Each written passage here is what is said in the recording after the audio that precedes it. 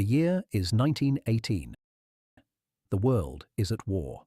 Two black American women, Addie Hunton and Kathryn M, have arrived in France to observe the treatment of black US soldiers and believing they had left Jim Crow behind. Within days, they discovered the racism they endured at home had in fact followed them across the Atlantic. Upon arriving in France, we received our first experience with American prejudices, which had not only been carried across the seas, but had become a part of such an intricate propaganda to inject this same prejudice into the heart of the hitherto unprejudiced Frenchmen. The relationship between the colored soldiers, the colored welfare workers, and the French people was most cordial and friendly. These things were at once noticeable upon the arrival in France, and though filled with duties and harassed with visits from German bombing planes, were nevertheless a delight in that they furnished to some of us the first full breath of freedom that had ever come into our limited experience.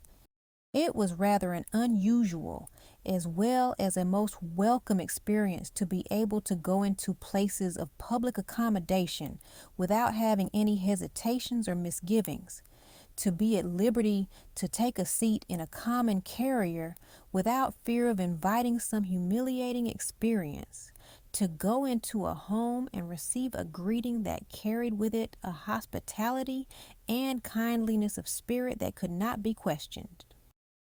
We were told that the story of the roughness of the colored men was being told to the civilians in order that all possible association between them might be avoided. They had been systematically informed that their dark-skinned allies were not only unworthy of any courtesies from their homes, but that they were so brutal and vicious as to be absolutely dangerous. They were even told that they belonged to a semi-human species who only a few years ago had been caught in the American forests and only been tamed enough to work under the white Americans' direction. Literature was gotten out through the French military mission and sent to French villages explaining how Americans desired the colored officers to be treated, that they desired them to receive no more attention than was required in the performance of their military duties, that to show them social courtesies not only would be dangerous, it would be an insult to the American people. This propaganda was spread from the streets of the large cities to the topmost peaks of the Alps, away up among the little shepherd girls. Even their minds had been poisoned with the thought that black soldiers were villains. This the French people were not able to understand, but in due time they learned that it was all due to the American policy of discrimination. In one shop, the proprietor immediately turned to a white officer and remarked that these men wore the identical insignia that he had seen on many other officers, and that he would thank someone for an explanation. The literature was finally collected and ordered destroyed by the French ministry. The mayor at Chambéry gave out a public invitation for the colored people to return to France and become a part of their civilization.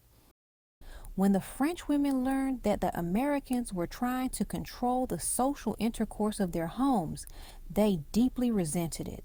The leaders among them formed a committee and waited on the French mission with the statement that they were mistresses of their own homes and morals, and knew with whom they wished to associate, and did not desire American officers to interfere with their social affairs. During the victory parade in Paris, no colored Americans were permitted to participate, notwithstanding the fact that numerous individuals had been cited or decorated for bravery. The result of this and other difficulties was that 2 or 3 months before the American soldiers were out of France, it became generally known that the French people were tired of them and wanted them out of their country.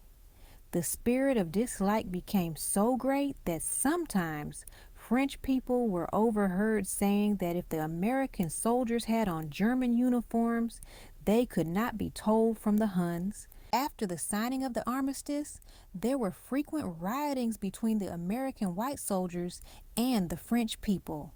One in April 1919 grew out of the fact that a white French woman and a colored Frenchman entered a restaurant frequented by American officers.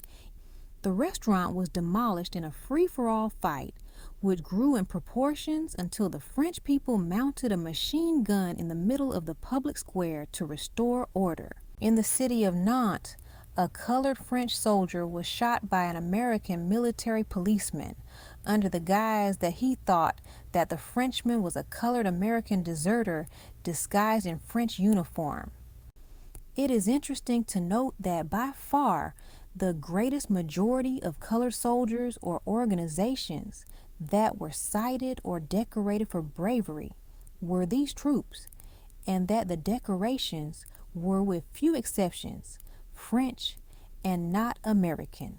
Finally, we can happily say that it was a pleasure to note that the relationship between the colored American and the Frenchman grew in cordiality and friendliness until a strong and, we hope, lasting bond was established between them. This account appeared in Two Colored Women with the American Expeditionary Forces by Addie W. Hunton and Kathryn M. Johnson, published in 1920.